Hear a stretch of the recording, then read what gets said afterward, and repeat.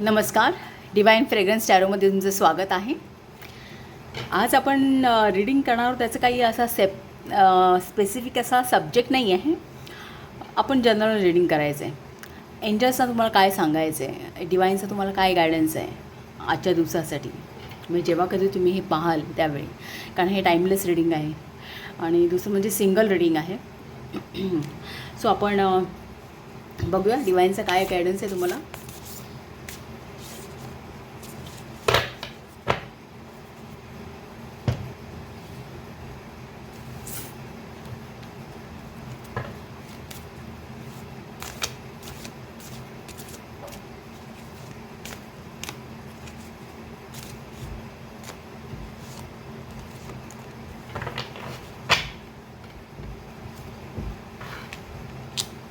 आपण एक crystal card पण ड्रॉ करणार आहोत. हे स्पेशली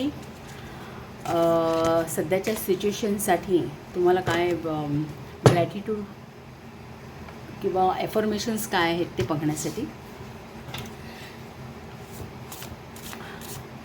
स्पिरिट एनर्जी बघूया आता काय आहे ती.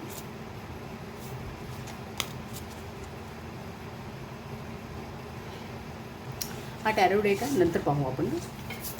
सो मून मेसेज आहे a time for healing. Balsamic मूनचा मेसेज आहे, time for healing. The hidden agenda हे एक चित्र आहे, हिडन अजेंडा. दुसरं आहे द बिटर स्वीट. बॅटची एनर्जी आहे.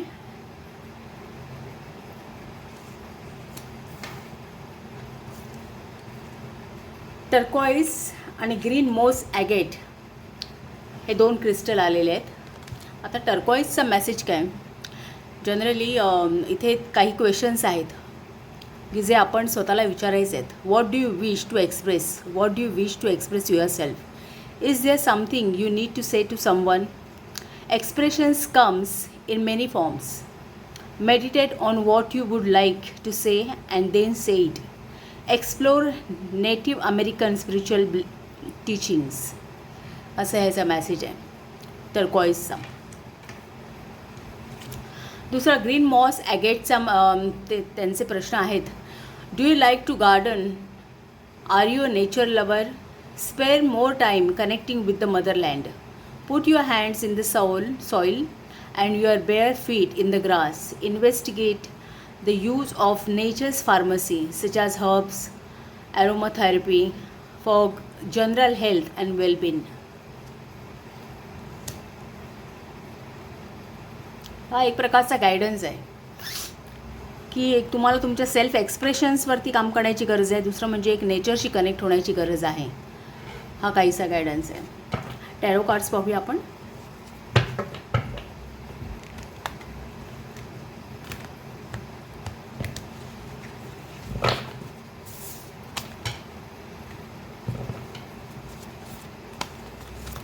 सॉरी.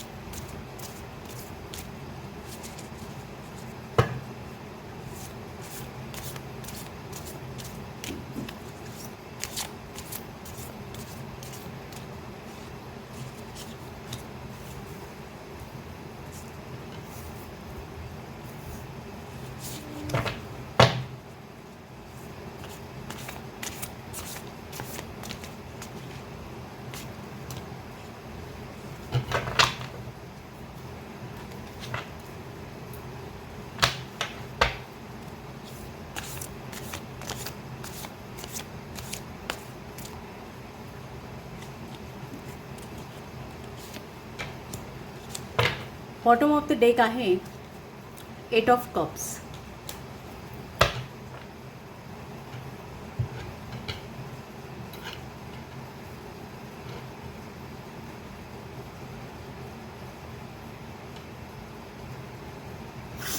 काय मेसेज आहे तो पाहूया आपण. ओके, सो फर्स्ट कार्ड आहे 3 ऑफ स्वॉर्ड्सचं. थोडं एन्झायटी किंवा एक दुःख एक्सप्रेस करतं कुठल्या ना कुठल्या बाबतीत. नंतर क्वीन ऑफ स्वॉर्ड्सचं कार्ड आहे. त्यानंतर 5 ऑफ पेंटॅकल्स.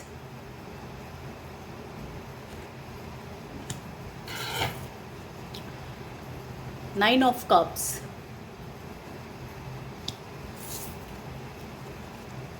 फाइव ऑफ वॉन्ड.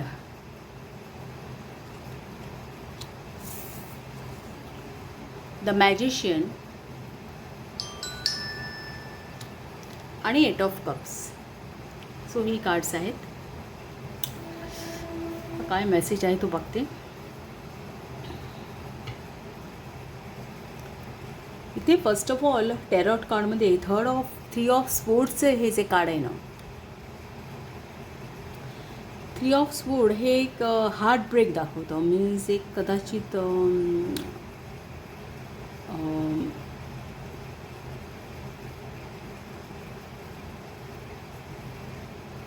एखादी गोष्ट मनाविरुद्ध करावी लागणे, किंवा जिथे आपले विचार हर्ट होत आहेत, किंवा एक मन कुठेतरी हर्ट होत आहे, ही एनर्जी आहे. एक 3 ऑफ स्वॉर्ड ही एक प्रकारे ना सॅटर्न इन लिब्रा, डिवोशनची एनर्जी आहे.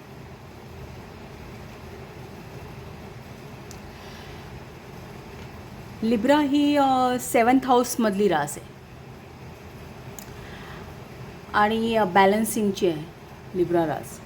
सो एक प्रकारे म्हणतात ना, एक जस्टिस दाखवणारी, कुठल्याही गोष्टीमध्ये न्याय करणारी. आणि त्यामध्ये सॅटर्न हा सुद्धा ग्रह कसा आहे की एक डिसिप्लिनचा आहे, एक न्यायी ग्रह आहे एक. सो 3 ऑफ स्वॉर्ड हे एक प्रकारे असं दाखवतं की काही बाबतीमध्ये तुम्ही एक बॅलन्स आणणे गरजेचं आहे सध्याच्या सिच्युएशनमध्ये. मग त्यासाठी एक तुम्हाला तुमच्या मनावरती थोडं, किंवा काही बाबतीत तुम्ही थोडेसे इमोशनली जरी हर्ट झालात, कदाचित ती गोष्ट तुमच्या मनाविरुद्ध असू शकते, किंवा ते करण्याची मे बी तुमची तयारी नसेल, किंवा प्रेझेंटली तुम्हाला ते अशक्य वाटत असेल. पण त्या काही गोष्टी आहे, जी काही सिच्युएशन आहे प्रेझेंटली, कुठल्याही बाबतीत असू शकते. सो त्यामध्ये थोडंसं तुम्हाला स्वतःला बॅलन्सिंग आणणं गरजेचं आहे, असं 3 ऑफ स्वॉर्ड सांगतं. की ते जाणीवपूर्वक प्रयत्नांनी आणणं गरजेचं आहे. स्वॉर्ड्स आहेत. स्वॉर्ड्स हे आपल्या विचारांवरती प्रभुत्व आहे स्वॉर्ड्सचं. जे आपण जे इंटेलेक्च्युअल वापरतो एखाद्या गोष्टीमध्ये, बुद्धीने ज्या गोष्टी करतो, ते स्वॉर्ड्स दर्शवतात. आता 3 ऑफ स्वॉर्ड्स हे काय आहे की तुम्ही तुमच्या विचारांची बैठक अशा प्रकारची करायची आहे. भले मी तुम्हाला ती पटणारी नसेल, कदाचित तुमच्या मनाला ती दुखवणारी असेल, पण तुम्ही ती विचारांची बैठक, किंवा की जे आहेत की त्यांनी तुमच्या मनाला एक बंधनं घालायची, म्हणजे एक प्रकारे तुमच्या इमोशन्सवरती तुमच्या बुद्धीने विजय मिळवण्यासारखं आहे.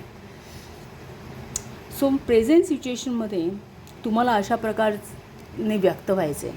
आणि in conjunction to queen of sword आहे. क्वीन ऑफ स्वॉर्ड ही काय रॅशनल आहे, पूर्ण एक कुठल्याही गोष्टीकडे बघण्याची तिची वृत्ती ही प्रॅक्टिकल आहे. तिने इमोशन्स बाजूला ठेवलेले आहेत. इमोशनला तिच्या दृष्टीने महत्त्व नाही आहे. म्हणजे कुठल्याही सिच्युएशनचा विचार करताना ना ती एक इंटेलिजन्स वापरते स्वतःचा, मिलिटरी इंटेलिजन्स एक प्रकारे, की तिथे भावनांना थारा नाही. जे करवायचं आहे, जे करायचं आहे ते रॅशनल आहे की नाही, परिस्थितीला अनुरूप आहे की नाही, कुठली ती गोष्ट एक प्रॅक्टिकल आहे की नाही, या गोष्टीचा विचार करून मग ती गोष्ट करणे. क्वीन ऑफ स्वोर्ड्स दाखवते. सो मनावरती तुम्हाला बंधनं घालून वैचारिकदृष्ट्या तुम्हाला काही गोष्टी बॅलन्स आणणं, इमोशन्सवरती बॅलन्स आणणं गरजेचं आहे आणि प्रॅक्टिकली काही निर्णय घेणं गरजेचं आहे. क्वीन ऑफ स्वोर्ड ही एक अनबायस जजमेंट दाखवते, ट्रूथ फॉलो करते, सत्य फॉलो करते. सो हे तुम्हाला करायचं आहे का, तर it's a time for healing. हा हिलिंगचा टाईम आहे की तुम्हाला आता काही प्रत्येकाच्या बाबतीत एक त्याचे अर्थ वेगळे असू शकतात, प्रत्येकाचं सिच्युएशन, कारण हे जनरल रीडिंग आहे. सो हे टाईम फॉर हिलिंग आहे. म्हणजे काय, आता जी सिच्युएशन आहे, मे बी तुम्हाला असं वाटत असेल कंट्रोल बाहेर असेल, तर तुम्ही सरेंडर करा की तुम्हाला कुठल्याही पद्धतीने, कुठल्याही गोष्टीने तुम्हाला स्वतःला हिलिंग करणं गरजेचं आहे. असं कायचं की जिथे मग मे बी काहीही एक कुठल्याही स्टेप्स घेऊन हा हिलिंग पिरियड आहे. सो हिलिंग करा. आणि नाहीच जर तुम्हाला त्या सिच्युएशनवरती कंट्रोल घेता आला, तर डिरेक्टली युनिवर्सला सरेंडर करणं की जे काय होईल ते होईल, असं जे काय होईल ते मान्य आहे. असं कोण आपण जेव्हा एखाद्या वेळी परमेश्वराला म्हणतो ना, आता मी हे सगळे प्रयत्न करून पाहिले, सगळ्या हे आता तरीही रिझल्ट्स मिळत नाही आहेत मे बी, तर आता जे काही तू माझ्या आयुष्यात आणशील ते मला मान्य आहे, असं जेव्हा आपण काही वेळा परमेश्वराला सरेंडर करतो, त्याप्रमाणे एक प्रकारे सरेंडर करणं हा इथे मेसेज आहे. सो पहिली स्टेप्स ही आहे की प्रयत्नपूर्वक एक विचारपूर्वक इमोशन्सवरती, एक आपल्या विचारांवरती एक कंट्रोल मिळवणं, प्रॅक्टिकली विचार करणं, एक रॅशनल काय आहे, सत्य काय आहे, त्याचा विचार करून स्टेप्स घेणं. दुसरं म्हणजे हिडन अजेंडा आणि इन कंजंक्शन टू बिटर स्वीट. इनफॅक्ट बिटर स्वीटचं पण हे कार्ड हे सरेंडर्सच आहे. हिडन अजेंडा म्हणजे एक प्रकारे काही गोष्टी असतील की ज्या आता आपल्या कंट्रोलमध्ये नाही, काही मे बी काही ट्रूथ आहे जे समोर येत नाही आहेत, परिस्थिती त्यामुळे आपल्याला काही निर्णय घेता येत नसतील. मे बी एखादं पॉलिटिक्स असू शकतं तुमच्या सिच्युएशनमध्ये. तर एक बिटर स्वीट हे सरेंडरचं कार्ड आहे.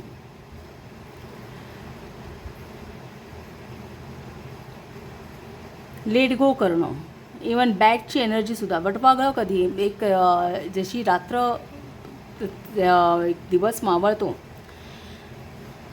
अंधार होतो, त्यानंतर वटवाघळ येतात. म्हणजे जे दिवसाच्या प्रकाशात बघू शकत नाही ते रात्रीच्या अंधारात त्यांना दिसतं. सो जिथे अंधारामध्ये आपण काहीही पाहू शकत नाही, अशा वेळी आपल्याला त्या परिस्थितीमध्ये, त्या प्रतिकूल परिस्थितीमध्ये सुद्धा आपल्याला त्या गोष्टी आपल्यासमोर येणार आहेत किंवा एक येणार आहेत. सो एक हिडन अजेंडा आहे की ज्या गोष्टी आता मे बी तुमच्यापासून काही ट्रूथ समोर येत नसतील किंवा काही गोष्टी तुम्हाला माहीत नसतील, मे बी नंतर तुमच्या समोर येतील. ती एखाद्या मोठ्या गोष्टीचा ते एक पार्ट असू शकेल, मे बी तो नंतर तुमच्या समोर येईल.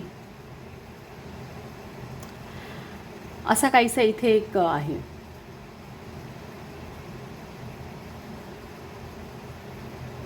इनफॅक्ट 5 ऑफ पेंटेकल्स हे सुद्धा सरेंडर. हे कार्ड कसं आहे माहिती आहे का,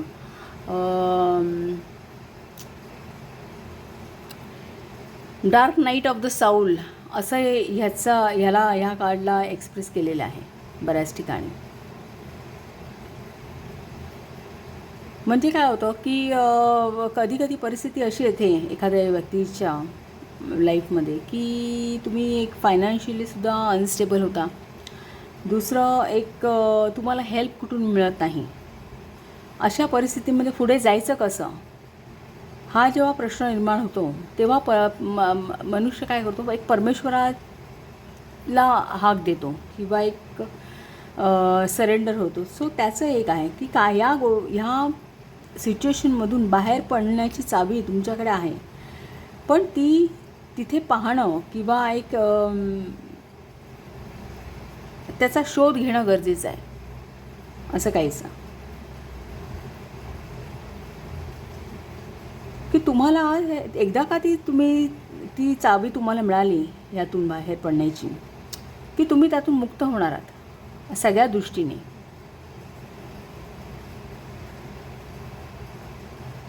सो ही चावी म्हणजे काय, की तुम्हाला ही सिच्युएशन आता तुमच्या कंट्रोलमध्ये नाही आहे, तर तुम्ही परमेश्वराला किंवा युनिवर्सला सरेंडर करा. तोच एक उपाय आहे, ती एक चावी आहे. त्यानंतरचे जे द्वार खुलं होईल ते तुम्हाला मुक्तता देईल एक सगळ्या दृष्टीने. इमोशनल सॅटिस्फॅक्शन म्हणा, काही वेळा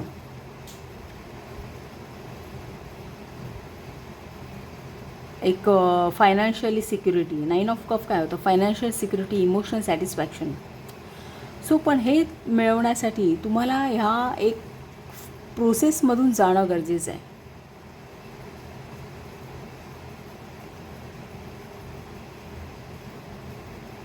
five of pentacles, five of wand, ही 5ची काय आहे, ही कॉन्फ्लिक्टची एनर्जी आहे.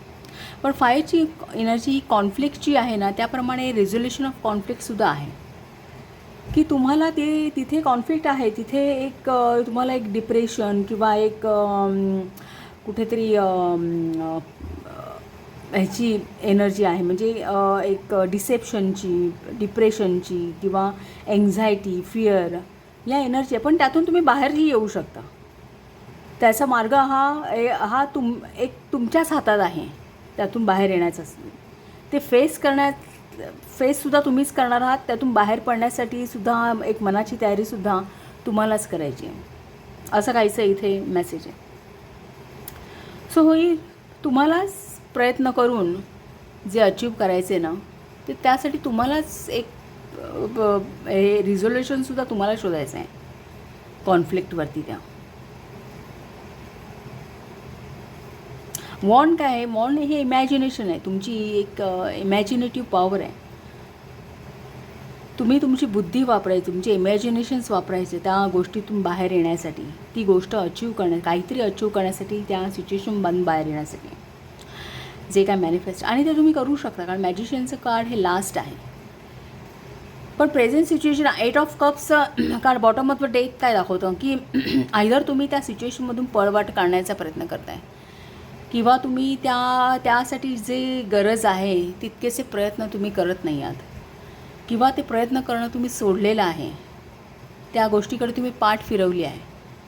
तुम्हाला ॲक्च्युली वागायचं आहे खूप रॅशनली, एका डिसिप्लिन, एका प्रोसेसमध्ये, पण तुम्ही ते करत नाही आहात. मे बी कदाचित एखाद्याच्या बाबतीत रिलेशनशिप असू शकतं, कप्स आहेत, इमोशन्स आहेत.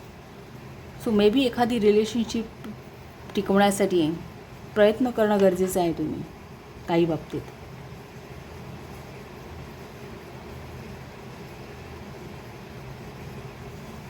पण तुम्ही त्याकडे पाठ फिरवलं किंवा एक त्यातून एक दूर होत चाललं आहे, असाही अर्थ होऊ शकतो एखाद्याच्या बाबतीमध्ये. सो तुम्हाला इच्छित ध्येय जे काही मिळवायचं आहे ना, त्यासाठी एक तुम्हाला स्टेप बाय स्टेप प्रयत्न करणं गरजेचं आहे. स्टेप बाय स्टेप एका प्रोसेसमध्ये प्रयत्न करणं गरजेचं आहे. आणि मॅजिशियन काय दाखवतं, की प्रयत्न केल्यानंतर, तुम्ही तुमचे स्किल्स वापरल्यानंतर, तुम्ही एका प्लॅनिंगमध्ये ऑर्गनाईज पद्धतीने एखादी गोष्ट जेव्हा तुम्ही कराल, स्वतः कराल, तुमचे स्किल्स, तुमचे रिसोर्सेस तुम्ही जेव्हा वापराल, त्याच वेळी तुम्हाला त्याचे बेनिफिट्स पुरेपूर मिळणार आहे. मॅजिशियन हा आपले स्किल्स वापरून सगळ्या गोष्टी घडवतो, रिॲलिटीमध्ये आणतो. सो ती तुमची रिॲलिटी तुम्हाला जर घडवायची असेल, जे तुमचं इच्छित आहे ते जर तुम्हाला घडवायचं असेल, तर एफर्ट्स तुम्हीच घेणं गरजेचं आहे. त्या दृष्टीने कम्युनिकेट करणं हे तुम्हीच गरजेचं आहे. एक प्रॉपर एक्सप्रेशन्स, प्रॉपरली एक्सप्रेस होणं हे how do you wish to express yourself, what do you wish to express. कारण मॅजिशियन कार्ड हे कालपुरुष कुंडलीमध्ये 3rd हाऊसमध्ये येतं. 3rd हाऊस हे आपल्या पराक्रमाचं आहे, आपल्या धाडसाचं आहे आणि सगळ्या प्रकारच्या कम्युनिकेशन्स आहे.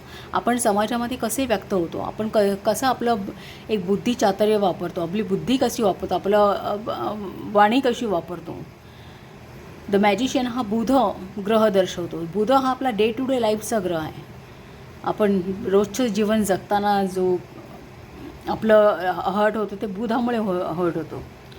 सो तो मॅजिशियन काय सांगतो, तुम्हाला स्वतःला एक्सप्रेस करायचं आहे लाईफमध्ये. जे काय करायचं आहे, जे मिळवायचं आहे त्यासाठी तुम्ही स्वतः व्यक्त होणं गरजेचं आहे. तुम्ही स्वतः तुमचं धाडस दाखवणं गरजेचं आहे असं. आणि हे लास्ट कार्ड आहे. सो लास्ट कार्ड हे सक्सेस आहे. हे बॉटम ऑफ द डेकचं कार्ड आहे.